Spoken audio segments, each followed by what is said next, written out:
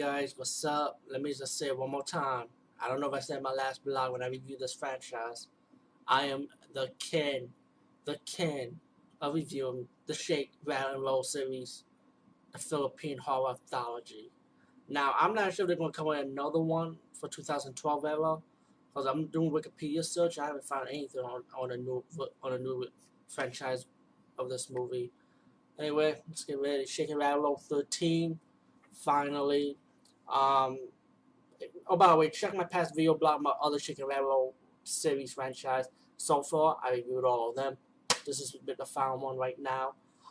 Three stories. You got Tamaro, and let me say Tamaro. I'm sorry for my spelling if I'm saying it wrong. I'm sorry. Pronunciation. Oh wow, I use long words. Tamaro is like more like a monster. I thought for part of the story. It shows you this guy sitting on this crystal-like, egg-like, and these beasts comes out, these white shadow creatures kill this guy. You got this family moving into this ranch, and the father stole like something from these shadow beasts, which was a crystal, and then the shadow beast wanders around the house, and then when the little boy wanders around the forest, he comes across the shadow beast, and the shadow beast telling this kid, "Give us what you stole," give us it back, and the kid don't know what's going on. And if he doesn't give it back, he's gonna start killing people, for as payment. These shadow beasts. Then later on in the story, the kid found that his dad stole. I mean, actually, his stepdad in a way, because the kid wasn't really his dad. I don't know what the story behind that one, but the he found that his dad is the one that stole the crystal, which was actually an egg of the shadow beast. And then the kid took the egg and run out while the stepdad pretty much not let's call him dad. I can't call him stepdad, but like the dad going after the kid. He wants the egg, you know, and then when he took the egg from the kid, he cracked the egg, and then the baby pretty much dead. And Shadow Beast got mad. They also kidnapped the kid's mom, put in the Shadow Beast put the mom and the baby, his younger brother, into the cave when they had like gold and stuff. And she actually took the kid and went out the cave. I would say, no, actually she didn't went out the cave, but the dad was in the cave when he cracked the egg. He said, "No one can't. If I can't have it, then no one will not." You know. And then the Shadow Beast come and knows that the egg, the baby's dead. And while the father saved the mom and the little brother outside the cave battling the other Shadow Beast, he comes out and the other Shadow Beasts are waiting for him, and they kill the dad out of revenge.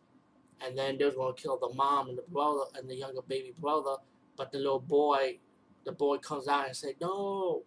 He sacrificed himself. He told the monsters, "Take me as payment."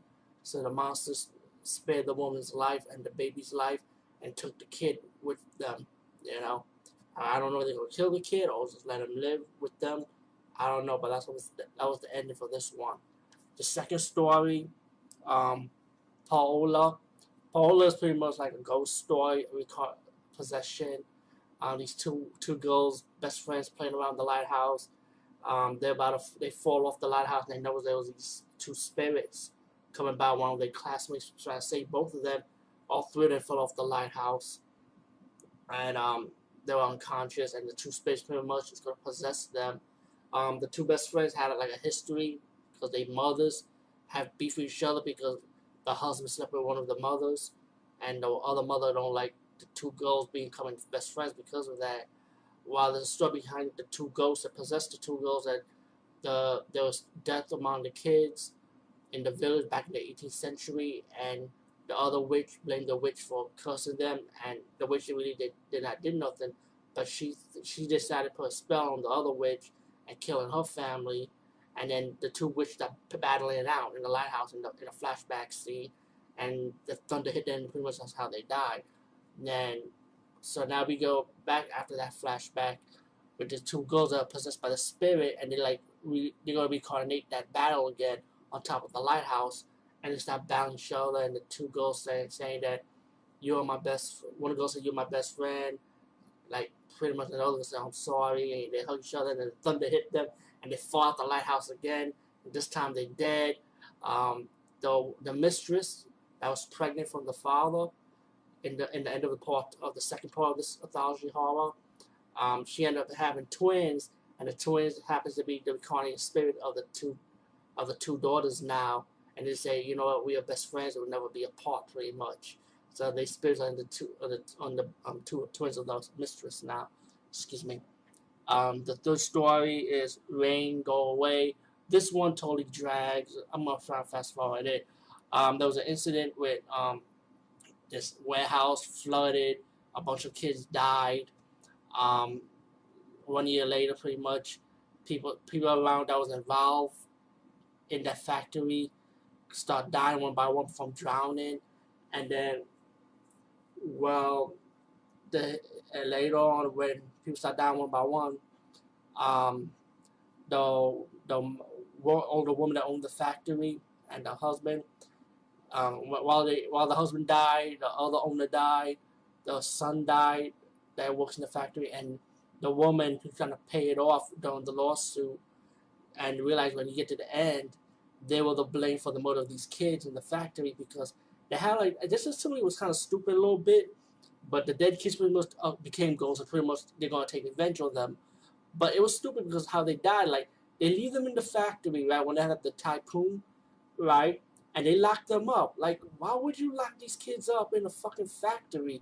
Don't they have family to go home to, or maybe they have some kind of arrangement with the parents that okay, you can live in the factory for free. But it was kind of, I don't know, it was kind of weird. It's just like lock them up. Like, what the fuck? I know when they have the new factory after this incident happened, they was doing the same shit again, locking kids in the factory. I don't know if anybody from the Philippines could tell me about this. Is that how the factory arrangement work in this, in the country? I'm not being like racial or nothing or stupid, but I'm just curious. I actually thought it was kind of stupid. It was like, what the fuck? I mean, if they like let them live in for free, but at least like don't lock the door, leave it unlocked. You know what I'm saying? That's like I think that was slavery. They got these kids as slaves. That's what I think. And I don't blame these ghosts killing these people, you know. And they had the flashback where the kids were alive in the factory at the time. It was actually for help. They're trying to get out. They can't get out because the owners in the factories locked them in. You know? Well, anyway, that was pretty much the concept of their revenge.